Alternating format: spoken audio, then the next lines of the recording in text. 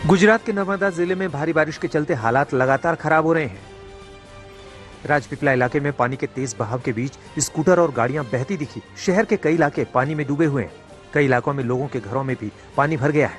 लगातार खराब होते हालात के बीच स्थानीय सांसद मनसुख वसावा ने बाढ़ प्रभावित इलाकों का दौरा किया।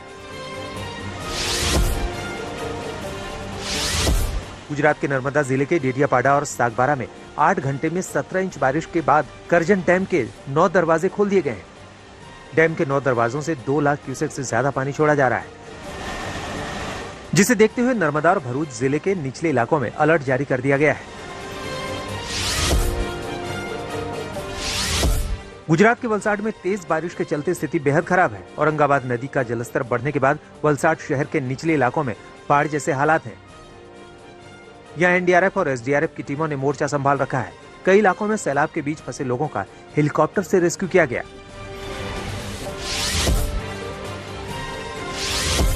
गुजरात में बारिश और बाढ़ की वजह से 60 से ज्यादा लोगों की जान जा चुकी है।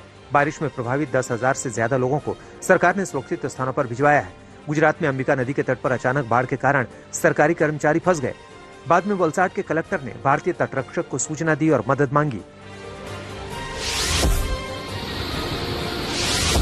महाराष्ट्र में भी बाढ़ से हालात गंभीर है। मूसलाधार बारिश के बाद नंदुरबार के एक स्कूल में कई स्कूली बच्चे लहरों के बीच फंस गए।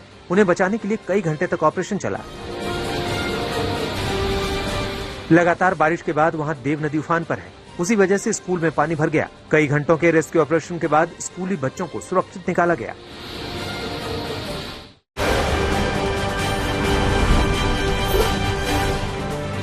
तेलंगाना के निजामाबाद में भारी बारिश के बाद जलाशयों में पानी भरता जा रहा है। इसका असर श्रीराम सागर प्रोजेक्ट डैम पर दिखा।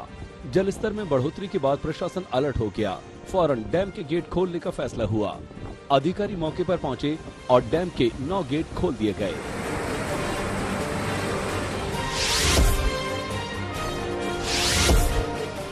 मध्य प्रदेश के कई शहरों में भी एक साथ आफत टूटी है। अब तक बाढ़ की वजह से 7 लोगों की जान जा चुकी है।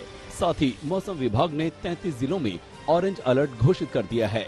हालात बिगड़ते जा रहे हैं। इसकी एक तस्वीर विदिशा से आई है, जहां कल रात हुई अचानक बारिश की वजह से एक ऑटो पानी के तेज बहाव में बह गया। आसपास के लोगों ने ये वीडियो बनाया और वायरल किया।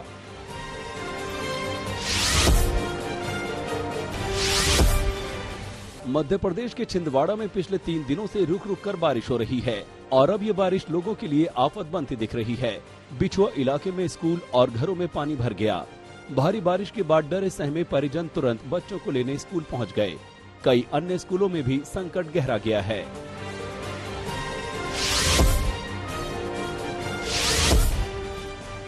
दक्षिण भारतीय राज्यों में भी कई जगहों पर भारी बारिश हो रही है।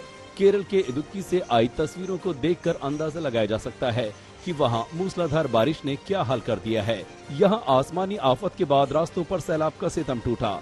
इसी में 2 शख्स फंस गए। छाता लिए दोनों शख्स एक दूसरे का हाथ पकड़कर संभलते नजर आए। काफी देर बाद दोनों लहरों के बीच से निकल पाए।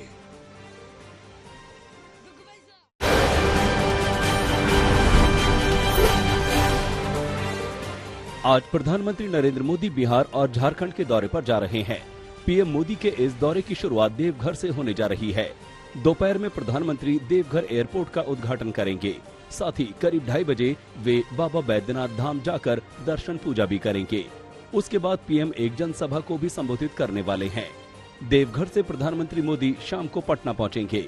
वहां वे बिहार विधानसभा के शताब्दी समारोह के समापन सत्र में हिस्सा लेंगे। इस कार्यक्रम में पीएम मोदी का संबोधन भी होगा। साथ ही विधानसभा परिसर में पीएम शताब्दी स्तंभ का अनावरण भी करेंगे। विधानसभा में ही पीएम मोदी संग्रहालय और गेस्ट हाउस का शिलान्यास भी करेंगे।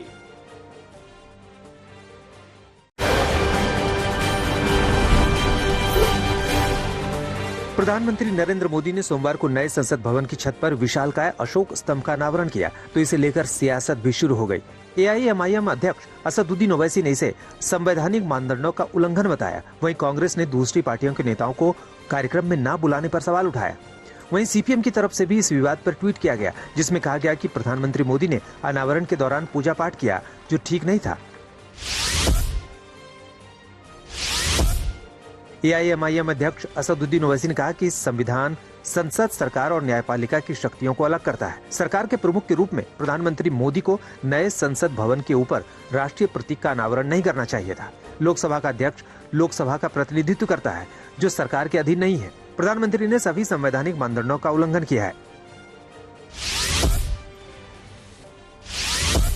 योगी आदित्यनाथ ने सरकार को विश्व जनसंख्या दिवस पर एक कार्यक्रम में यूपी की बढ़ती आबादी पर चिंता जताई। उन्होंने कहा कि जनसंख्या नियंत्रण का कार्यक्रम सफलतापूर्वक आगे बढ़े, लेकिन हमें इस बात का भी ध्यान रखना होगा कि जनसांख्यिकीय असंतुलन पैदा न होने पाए। योगी आदित्यनाथ ने कहा कि ऐसा न हो कि किसी वर्ग की आबादी बढ़ने की स्पीड और उनका प्रतिशत ज्यादा हो और जो मूल निवासी है, जागरूकता अभियान चलाकर उनकी जनसंख्या नियंत्रित करके संतुलन पैदा कर दिया जाए। ऐसा नहीं कि किसी वर्ग की आबादी बढ़ने की स्पीड, उनका प्रतिशत ज्यादा हो और कुछ जो मूल निवासी हो, उन लोगों की आबादी के स्थिरीकरण में हम लोग जागरूकता के माध्यम से, इन्फोर्समेंट के माध्यम से उसको नियंत्रित करके जनसंख्या संतुलन की स्थिति पैदा करें। केंद्रीय मंत्री गिरिराज सिंह ने जनसंख्या नियंत्रण के लिए कड़े कानून की वकालत की है। विश्व जनसंख्या दिवस के मौके पर गिरिराज सिंह ने कहा कि समय की मांग है कि जनसंख्या नियंत्रण के लिए एक कड़ा कानून बने, जो पूरे देश में और सभी धर्मों के ऊपर लागू हो। गिरिराज सिंह ने कहा कि इस तरह के कानून की मांग संसद से सड़क तक उठानी चाहिए।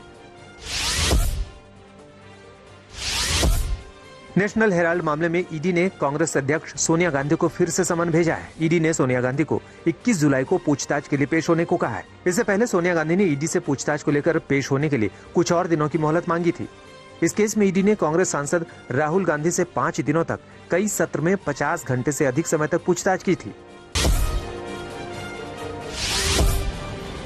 बीती रात यूपी के बरेली में फायरिंग से हड़कंप मच गया।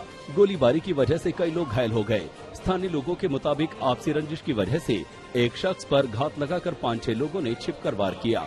गोलियों की आवाज सुनकर भगदड़ मच गई। बताया जा रहा है कि हमलावरों ने करीब 15 मिनट तक कई राउंड गोलियां दागी। इस मामले में अब तक आरोपियों का कोई सुराग नहीं मिला है।